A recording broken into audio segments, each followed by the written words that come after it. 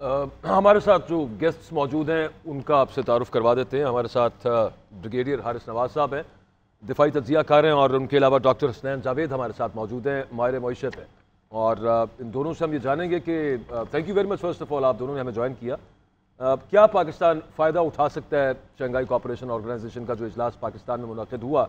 और इमरान याकूब खान साहब senior तज्जिया car हमारे साथ लाहौर स्टूडियोज़ में मौजूद हैं। अस्सलाम वालेकुम इमरान साहब, कैसे मिजाज सर? अल्लाह के एहसान, आप खैरियत से हैं? अल्हम्दुलिल्लाह बिल्कुल ठीक तो ठाक। आपको मुबारक हो कि एससीओ कॉन्फ्रेंस बड़ी पूरअमन तरीके से, सबको मुबारक हो। सर ये तो सबके लिए अच्छी बात है, ज़बरदस्त हो गया। आपने तकरीर देखी होगी सर, इंडियन फॉरेन मिनिस्टर की जो है बड़ी पॉजिटिव तकरीर है, और एक वो नवाज शरीफ साहब ने जो मुलाकात की थी इंडियन जर्नलिस्ट से, यूँ लग रहा है कि जैसे पिछली दफ़ा पिछले एससीओ इजलास में और उससे पिछले में इंडिया का बिल्कुल ही बड़ा स्टिफ और बड़ा तल्ख सा रवैया था।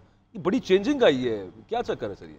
बाजवा साहब देखें, अगर हम आलमी सतह पर इस वक्त देखें तो पूरी दुनिया में इस वक्त अगर आप ये कहना कि इर्तिका का अमल जारी है और बहुत सारी तब्दीलियाँ रूनुमा हो रही हैं, और ख़ास तौर पे बहुत से जो माजी के दोस्त थे उनमें वो दोस्ती की शिद्दत शायद उस तरह से नहीं रही, और माजी के दुश्मन बहुत गहरे दोस्त बनते चले जा रहे हैं।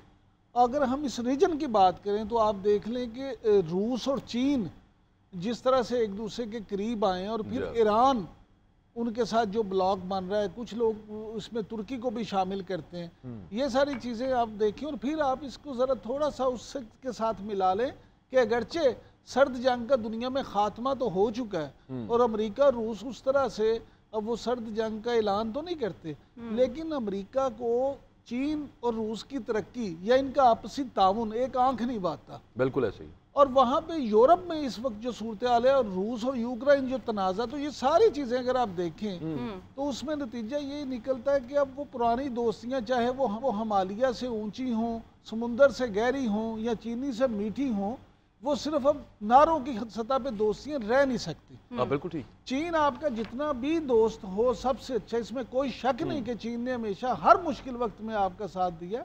लेकिन एक बात आपको अब ये भी देखना पड़ेगी कि दहशतगर्दी के जो पे दर पे वाक़यात हुए हैं उससे चीन के साथ आपके जो ताल्लुकात हैं वो भी मुतासिर हुए, और ना सिर्फ मुतासिर हुआ बल्कि चीन ने तो बहुत इस पे एहतजाज भी किया, और वो तो स्पेशली टारगेट चाइना को किया गया सर। इसीलिए मैं यही इसलिए अर्ज कर रहा हूँ कि जब दुश्मनों ने ये देखा कि चीन और पाकिस्तान सी पैक और ये सारी चीज़ें और तरक्की, और फिर यही जिस ब्लॉक की मैं बात कर रहा था, तो ये सारी चीज़ें जो है ना वो इस वक्त इस तरह से है कि एससीओ की अहमियत मज़ीद बढ़ गई है। ये कॉन्फ्रेंस अब सिर्फ एक ये नहीं है कि इस तरह की कॉन्फ्रेंस हो कि हम कि वो आए बैठे बातें की, खाना खाया और चले गए। इसके अब दूररस नताइज होंगे, और ख़ास तौर पे जैसे अभी आप अपने इंट्रो में भी बता रहे थे कि एक तो होता है कॉन्फ्रेंस हो गई और चीज़ें ख़त्म हो गई, साइड लाइन जो चीज़ें हैं, जैसे रूस से बहुत सारे बिजनेसमैन आए हैं, वज़ीर आज़म चीन के जो हैं उनकी सदर मुमलिकत से मुलाकात होना, वज़ीर आज़म से मुलाकात होना, फिर उनके साथ जो बिजनेसमैन आए हैं, जो मुआहदे हो रहे हैं, ये सारी चीज़ें,